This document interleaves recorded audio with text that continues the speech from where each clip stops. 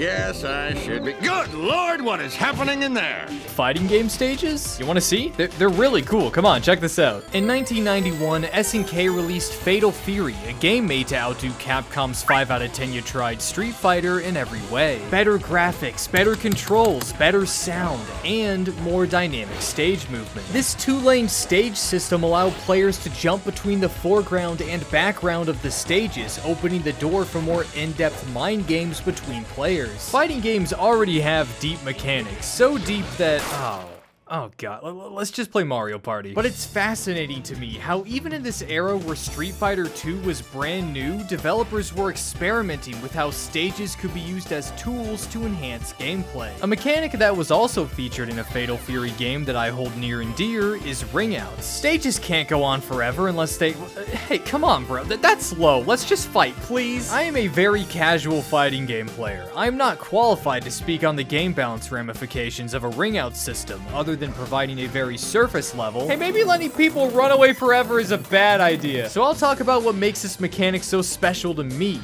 how stupid and goofy it is. If you get a ring out, that's it. The round is over. Nightmare is a being of pure hatred being puppeteered by a demonic sword that got that way because it killed so many people. But God help him if he gets dunked in the lake, he's out of commission for the rest of the day. It's embarrassing when it happens to you, dude. Like, there's no other way to say it. You went out like a bitch, especially since this usually happens by accident if you're a new player. I know it's an arena fighter, but I remember my first time playing a Budokai game on the tournament stage. I stepped out of bounds and in the match just ended. I sat there completely stunned by my buffoonery as my friend lost his mind laughing. If you're having a good time mashing buttons with your buddy in Virtua Fighter, Soul Calibur, or any other games that use this system, I guarantee hilarity will ensue. And the games encourage this. Don't even get me started on characters who can grab you and take you to hell with them.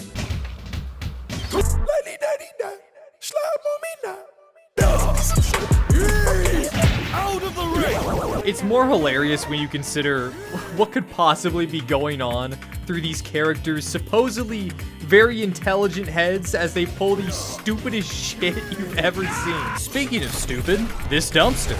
I just learned about this the other day. It's as oppressive as it looks. What even are fighting games? Some stages have interactable objects that can give you buffs, a weapon, movement options, or combo extenders. This is the kind of stuff that makes stages stand out from each other, giving you new options to consider compared to other... Is that... what? So I was taking a walk the other day, and I seen a woman. A contextually actionable woman.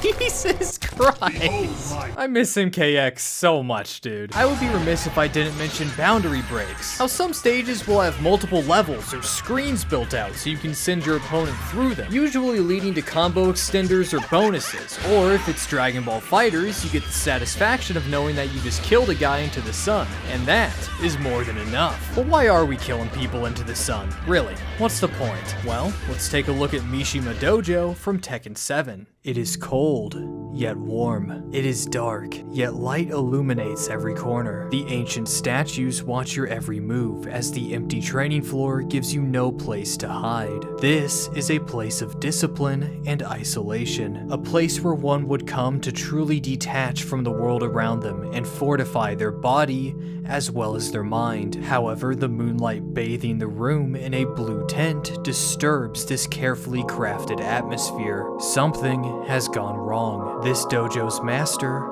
was defeated. Piecing together the stories told by fighting game stages are one of my favorite things about them. You can infer the outcome of Heihachi and Akuma's fight without even knowing they had one to begin with, and you can learn exactly what kind of man Heihachi is. A ruthless master of Mishima-style karate who, despite his many crimes which led to bitter clashes like this one, clearly holds a deep love and respect for martial arts. While stages that just showcase the plot are cool, it's these character-focused stages that I truly adore. They catch your eyes and allow you to soak in every little intimate detail about a character you would never hear from their own mouth. It is a beautiful example of non-verbal storytelling. Anyways, check out this Star Destroyer from fucking Soul Calibur 5. Cameo stages, as I'll call them, exist for you to point at and go, oh my god, I know what that is. What is it doing here? These are usually brought in by guest characters. You've got Pow Pow Cafe in Street Fighter 6 showing all kinds of love to SNK, which, yeah, that makes sense. Last Day on Earth in Tekken 7, which doesn't make any sense. The aforementioned Star Wars stuff in a medieval fantasy game, which makes negative sense. And Smash, well, this is just normal for them. Oftentimes, characters who couldn't take up a coveted roster slot appear in the background of these stages to show that they exist? Okay, it doesn't sound like much, but trust me, it means a lot, especially if the series we're talking about hasn't had any games recently. I remember when Smash didn't add Mai from Fatal Fury and Terry's stage, Sakurai was all like, brother, this is a kid's game. That was honestly the right call, but I noticed some people were upset, not because they don't get to get me age restricted, but because they genuinely loved the character and just wanted to know if she was still doing okay. I don't know if I'll be able to find comments about that years later, but I remember it happening, and it was kind of adorable. So we've established that a stage affects how you play a game and how you experience its world. But now I want to talk about something even more important than both of these things. How insanely fucking pretty fighting game stages are. From the handcrafted pixel art burned into a CRT's digital display,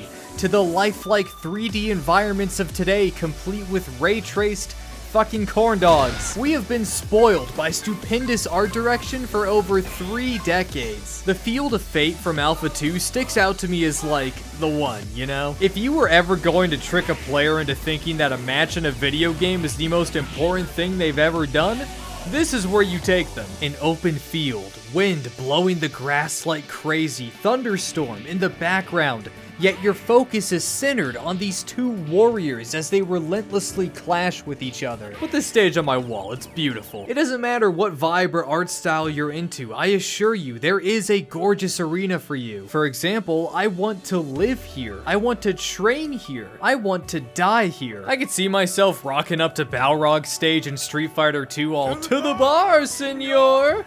Oh shit, that was aggravated as soul. Stage design throughout the years almost feels like a reflection of the time period and series it calls home. I'll always be a fan of the 2000s era, where 3D was relatively new and we got a perfect mix of sprite-based stages and these jagged, barren, but still somehow charming 3D landscapes. Sometimes you got both at the same time. These two should clash like crazy. In my opinion, they do in other genres, but here, I like this. And I don't even know why. I think the point I'm trying to make is fighting game stages are special, and every single one of them deserves love and attention. Yes, even this one.